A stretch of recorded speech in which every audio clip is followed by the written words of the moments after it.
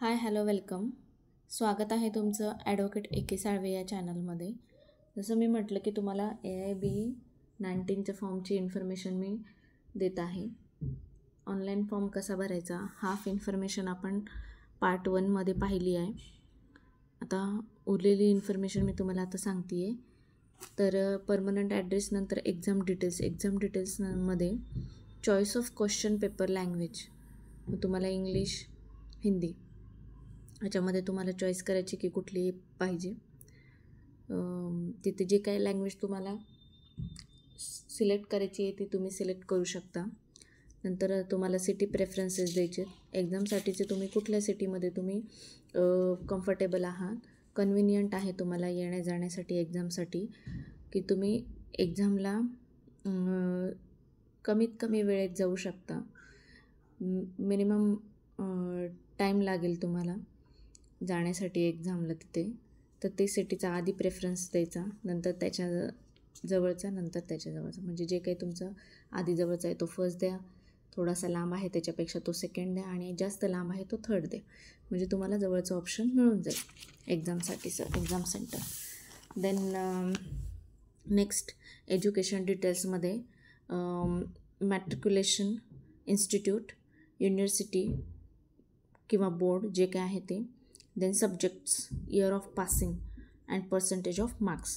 एवढी पूर्ण टोटल हे 6 कॉलमची इन्फॉर्मेशन तुम्हाला भरायची आहे. एक पेज घ्यायचं, एका पेजवर 10th टू आपली जी काही डिग्री आहे लॉची तिथंपर्यंतचं तुमचं जेवढं एज्युकेशन आहे ते एज्युकेशन, त्याला कुठले कुठले सब्जेक्ट होते, पासिंग कधी झालं, कुठल्या इन्स्टिट्यूटमधनं झालं किंवा कुठल्या स्कूलमधनं झालं, कुठल्या बोर्डमधनं झालं, आणि कुठल्या युनिव्हर्सिटीमधनं आपण पासआउट झालो, ह्याचे पूर्ण एका पेजवर इन्फॉर्मेशन लिहायची. म्हणजे जेव्हा ऑनलाईन फॉर्म आपण भरत असू तेव्हा आपल्याला खूप इझी जाईल फॉर्म भरण्यासाठी. 10th लिहायचं. 10thमध्ये तुम्हाला कुठले कुठले सब्जेक्ट होते, कुठल्या कुठल्या लँग्वेज होत्या, काय सोशल सायन्स, मॅथ, सायन्स जे काय आहे ते, हिंदी, मराठी, इंग्लिश लँग्वेज आहेत त्या टाकायच्या. देन इन्स्टिट्यूट, तुमचं स्कूल नेम येईल इन्स्टिट्यूटमध्ये, इयर ऑफ पासिंग, कधी पासआउट झालात, आणि शक्यतो 10वी आणि 12वीला बोर्ड असतं. डिग्रीसाठी म्हणजे ग्रॅज्युएशनसाठी युनिव्हर्सिटीज असतात. त्यानुसार तुम्ही तुमचं एका पेजवर इन्फॉर्मेशन फिल करायची. 10वी 12वीचं केल्याच्या नंतर डिप्लोमा जर केला असेल, तुम्ही काही मध्ये एज्युकेशन घेतलं असेल तर ते टाकायचं. ग्रॅज्युएशनचं टाकायचं, तुमचं BSc, BA, BCom जे काही झालं असेल, वॉटेवर जे झालं असेल ते टाकायचं. आणि ज्यांनी 5 इयर्सचं केलं असेल तर त्यांनी डायरेक्ट लॉची म्हणजे तुमची डिग्री BA LLBची इन्फॉर्मेशन भरायची. त्याच्यानंतर अदर क्वालिफिकेशन काही झालं असेल तर अदर क्वालिफिकेशन मेन्शन करायचं. ज्यांनी LLM वगैरे केलेलं असेल किंवा नंतर PhD केलेली असेल, रिसर्च वगैरे केलेलं असेल त्यांनी ते फिल करायचं. नंतर फोटो आणि साईन हे स्कॅन करून घ्यायचं आधीच. नंतर पुन्हा आपले पूर्ण कास्ट सर्टिफिकेट, जे जनरलमध्ये असेल त्यांचा काही प्रश्न नाही, पण जे कॅटेगरीतनं असतील, SC STमधनं असतील तर त्यांच्यासाठी कास्ट व्हॅलिडिटी मस्ट आहे. कास्ट व्हॅलिडिटी, कास्ट सर्टिफिकेट हे पूर्ण डॉक्युमेंट्स आपल्याला स्कॅन करून अपलोड करावे लागतात. पूर्ण आपल्या एज्युकेशनचे पण मार्कशीट वगैरे सगळे सर्टिफिकेट सगळं आपल्याला अपलोड करावं लागतं.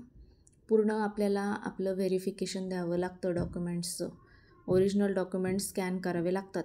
देन एनरोलमेंटचं सर्टिफिकेट आणि एनरोलमेंटचं कार्ड जे असतं त्याची PDF तयार करून आपल्याला ती अपलोड करावी लागते. नंतर लास्टचा सेशन राहतो तो ऑनलाईन पेमेंटचा. ऑनलाईन पेमेंट जे काही असेल ते कॅटेगरीवाल्यांसाठी 2,500 आणि नॉर्मल जे काही रेग्युलर आहेत, ओपन आहेत, OBCवाले आहेत त्यांच्यासाठी 3,500 एवढी फीज आहे. ती फीज भरायची, ऑनलाईन भरायची, त्याची प्रिंट काढायची, ती पण आपल्याकडं असू द्यायचं प्रूफ म्हणून. तसं तर आपल्याला मेल येतोच. मेल आल्याच्या नंतर फॉर्म पूर्णपणे सेव्ह करायचा आणि त्याची प्रिंट आपल्याजवळ काढून ठेवायची. म्हणजे काही प्रॉब्लेम आला तर आपल्याला BCIला कॉन्टॅक्ट करता येतो, मेल करता येतो. काही प्रॉब्लेम झाला तर पूर्ण डॉक्युमेंट्स अपलोड करावे लागतात. आणि त्याचं असं आहे, मार्क्सचं जे काय आहे आपली कॅटेगरी खूप इम्पॉर्टंट आहे, कारण कॅटेगरी वाईज आपलं पासिंगचं पर्सेंटेज ठरतं. OBC आणि जे काही जनरल कॅटेगरी आहे त्यांच्यासाठी 45 मार्क्सचं आहे, आणि SC STसाठी 40 मार्क्स आहे आउट ऑफ 100. आता 19चा काय 18चा तो क्रायटेरिया होता, 19चा आता काय माहीत नाही. चालेल, आता पूर्णपणे मी तुम्हाला इन्फॉर्मेशन दिलेली आहे. तर व्हिडिओला पाहिल्याबद्दल थँक्यू. व्हिडिओला लाईक करा, शेअर करा, सबस्क्राईब करा. चॅनलला लाईक करा, शेअर करा, सबस्क्राईब करा, नोटिफिकेशन ऑन करा, म्हणजे व्हिडिओ अपलोड केल्याच्यानंतर तुम्हाला लगेचच नोटिफिकेशन येऊन जाईल. तरीही व्हिडिओ पाहिल्याबद्दल धन्यवाद. थँक्यू.